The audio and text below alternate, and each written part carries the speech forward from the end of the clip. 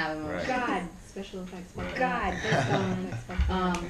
You can put that in. You can put that. I will, definitely. Definitely. Yep. No, it's just it almost seems like you would be suppressing, like you know, because that it seems like it's just it's a natural thing that happens. You get angry, you get upset about something. You get angry, you get upset about something. I think the healthier thing. I think the healthier thing, the thing that makes us go back to these peaceful means is not to necessarily dwell on it not too long. To feel it and to be like, all right, I'm angry. To be like, all right, I'm angry. I think. And to where it gets unhealthy is when you're just where it gets unhealthy is when you're just like, no, I'm gonna hold on to that anger, and I'm going to incorporate this now into myself. Incorporate this now into myself. I like that. Yeah.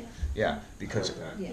I feel like like so. I feel like, Good. Well Well done. done. I'm gonna include that whole Well bit. done. We're Yeah. gonna include that whole Yeah. So, from what I can understand, thoughts From kind what of I can create an understand, emotion, right? thoughts So, kind of create if we're an feeling emotion, negative right? about So, something, if we're it's feeling based on negative about the negative something, thought that we it's had in based our on minds. the It's negative kind of like thought this we had in cycle. our minds.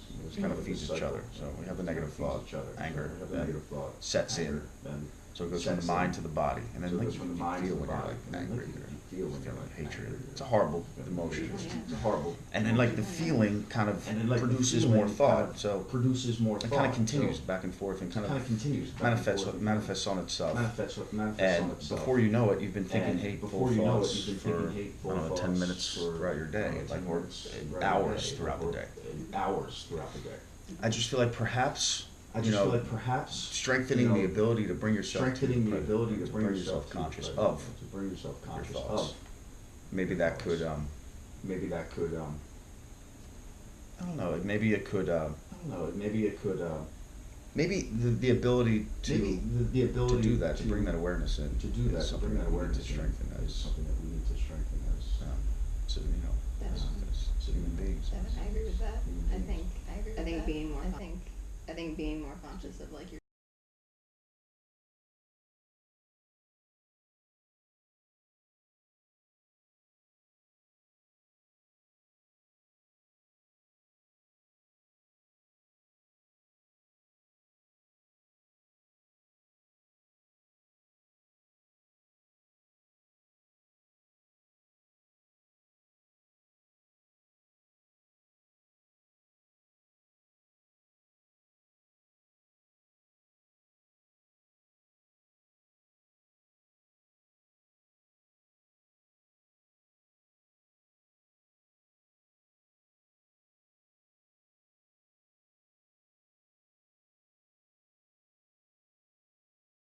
Molly and Sierra.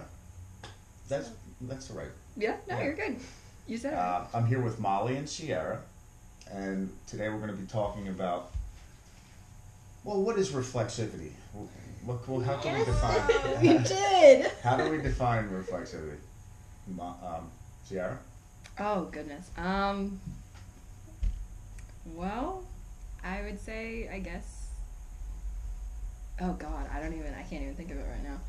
What about you? Molly, you you take it for now. Passing on. The way that I understand it is that you are self-conscious as the filmmaker, but you're openly self-conscious to the audience because you can be self-conscious without showing the audience. Yeah, right. Yeah. Makes sense. Yeah, like showing The process. the process within the you know, the project.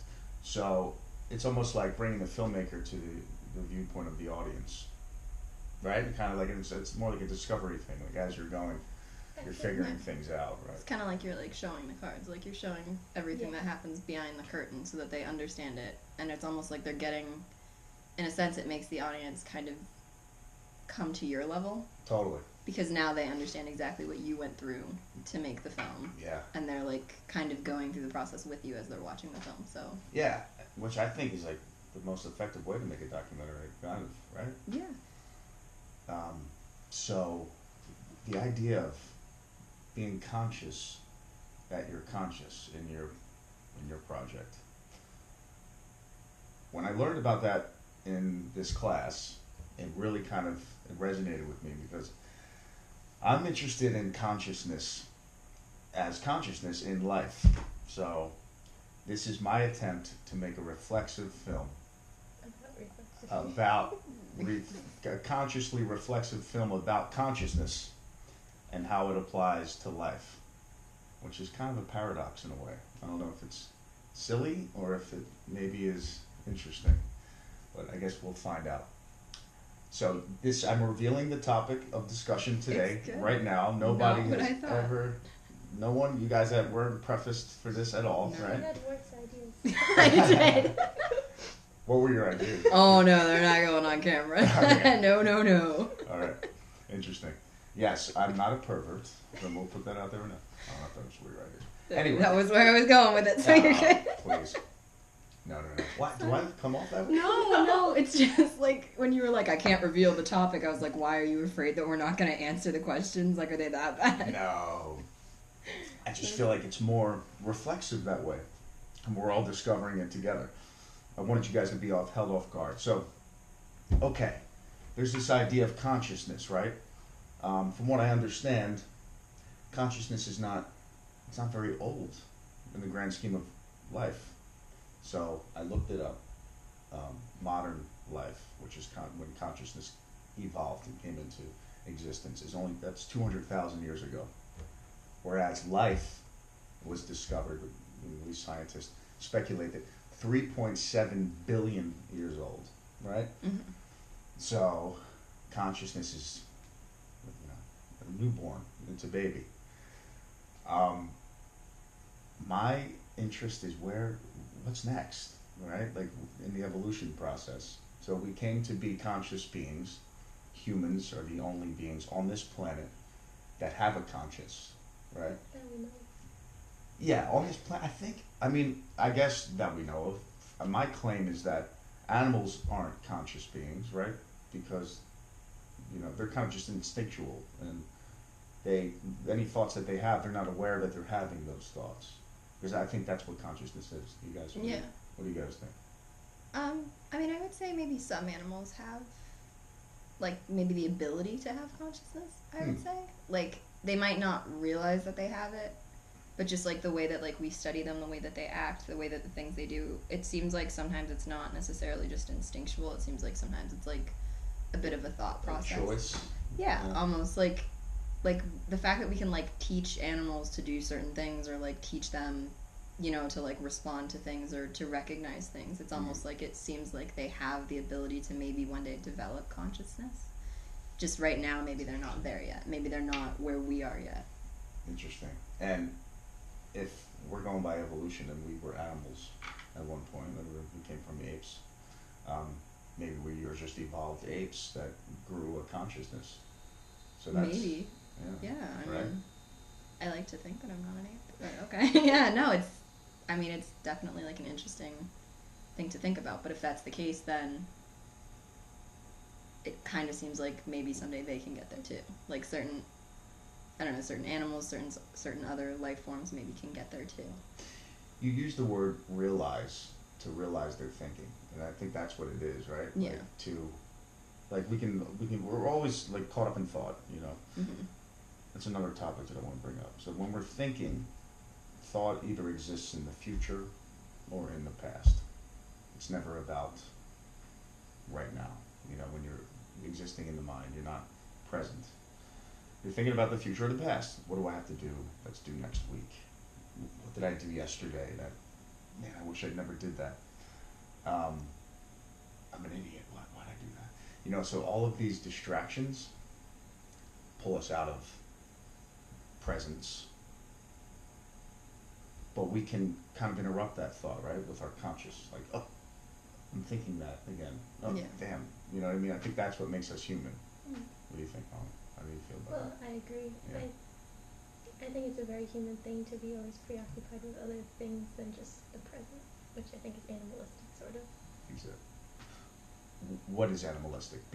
Just to focus on what's happening now. Yes. And I don't think that's better or worse. I just think that it's very human to be outside of that.